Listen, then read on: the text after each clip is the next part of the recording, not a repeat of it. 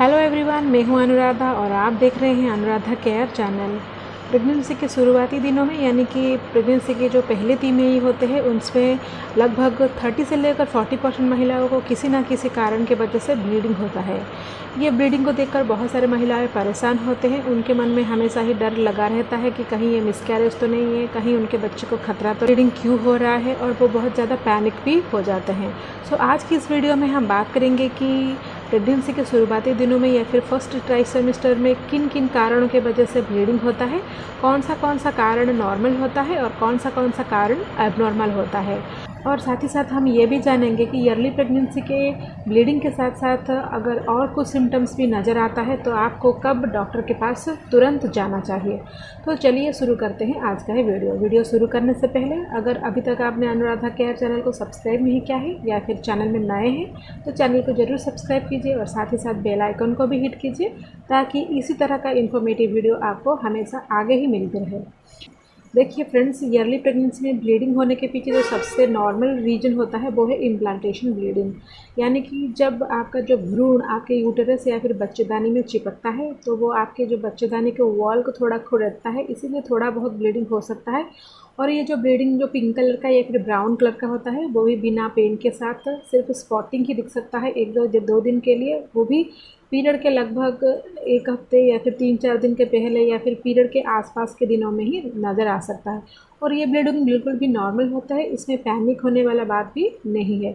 ये ब्लीडिंग इतना हल्का होता है कि सिर्फ आपको पैंटी में थोड़ा बहुत स्पॉटिंग नज़र आ सकता है या फिर जब आप यूरिन के लिए जाते हैं तो आपके यूरिन के साथ पास होता है, तो इसमें भी आपको घबराने वाला बात नहीं है।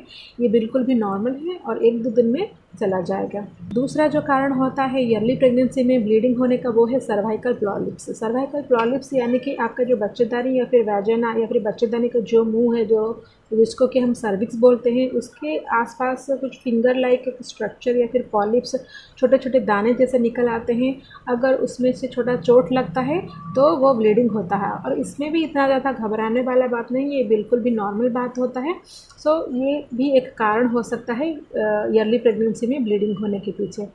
तीसरा जो कारण है ईयरली प्रेगनेंसी में ब्लीडिंग होने के पीछे वो है कि अगर आप ईयरली प्रेगनेंसी में फिजिकल रिलेशन बनाते हैं या फिर सेक्स करते हैं या फिर अगर आप फिजिकल एग्जामिनेशन के लिए जाते हैं और डॉक्टर आपके वाजिना या फिर सर्विक्स के थ्रू एग्जामिन करते हैं तो सर्विक्स के वाल या फिर वाजिना के वाल पर चोट लगने पर थोड़ा बहुत ब्लीडिंग हो सकता है। ये भी बहुत ही नॉर्मल का बात है।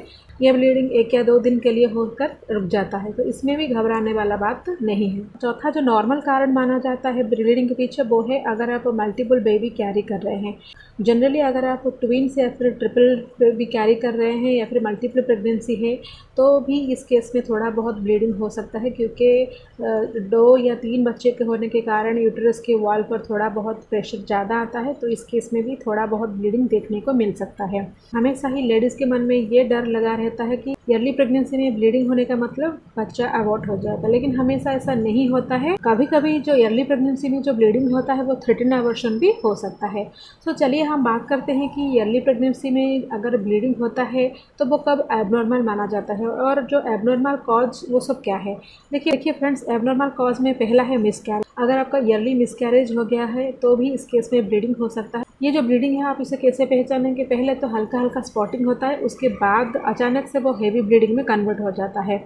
और ये जो ब्लीडिंग का कलर है वो रेड कलर का हो सकता है या फिर ब्राउन कलर का हो सकता है। इसके साथ साथ आपको सीवियर क्रैम्प हो सकता है, आपके एब्डोमेन में सीवियर पेन भी हो सकता है। और एक जो महत्वपूर्ण लक्षण होता है मिसकैरेज का वो है हेवी ब्लीडिंग के साथ साथ छोटा या फिर बड़े क्लॉट्स का भी आता है। सो अगर ये सब सिम्टम्स आपको नज़र आ रहे हैं तो ये ईयरली मिसकैरेज हो सकता है। दूसरा जो एबनॉर्मल कॉज होता है ईयरली प्रेगनेंसी में ब्लीडिंग होने का वो है एक्टोपिक प्रेगनेंसी।